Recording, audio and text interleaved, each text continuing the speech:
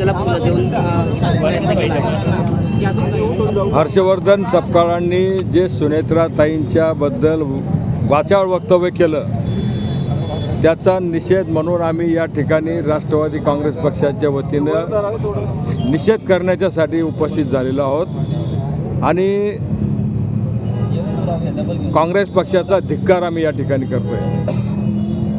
काँग्रेसने या ठिकाणी फुलं दिलेले आपल्याला. हर्षवर्धन सपकाळांचे काय वाटते तुम्हाला, ते वक्तव्य जे केले त्यांनी काय मागणी असणार आपल्याला? हर्षवर्धन सपकाळ हे काँग्रेस पक्षाचे प्रदेशाध्यक्ष आहेत. त्यांना ही भाषा शोभत नाही. अजितदादांना जाऊन 6 महिनेसुद्धा झालेले नाहीत. इतका मोठा दुःखाचा डोंगर हा पवार कुटुंबावरती सुनेत्राताईंवरती त्या ठिकाणी उभा राहिलेला आहे. सहानुभूती दाखवण्याच्या ऐवजी अशा वाचाळ स्टेटमेंटमधून त्यांनी त्यांचा अवमान केलेला आहे. याचं मोठं दुःख किंवा ही भूमिका जी आहे काँग्रेसची ही जनतेला अजिबात पसंत झालेली नाही आहे.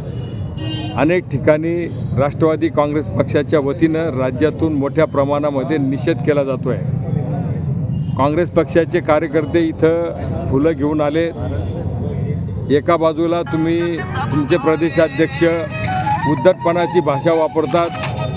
महिला म्हणून ज्या पक्षाच्या राज्याच्या उपमुख्यमंत्री आहेत सुनेत्राताई, महिलांचा किती आदर करतो आपण काँग्रेस पक्ष याच्यामध्येच त्यांच्या स्टेटमेंटच्या माध्यमातून दिसतं आहे. एका बाजूला महिलांच्याबद्दल आदर दाखवायचा आणि दुसऱ्या बाजूला महिलांच्याबद्दल वेगळ्या भाषेतून बोलायचं, ही काँग्रेसची दुटप्पी भूमिका या ठिकाणी दिसते आहे.